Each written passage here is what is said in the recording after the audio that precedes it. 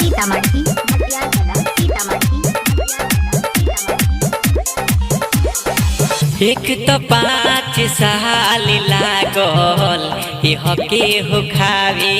में ओ करो तो महाजयावी बाबू के रुआवे में बाबू के रुआवे। एक तो 5 साल लागल के हो खावे में ओ करो तो महाजयावी बाबू के रुआवे तू हो तो सुतत न बा हमरे के जो होत बा तो हमारा के फाटल पाए जामा कहता तो हमारा के फाटल पाए जामा कहता नाम धोके हम के सुदामा कहता आ मालावा के बेटा मामा मामा कहता आ नाम धोके हम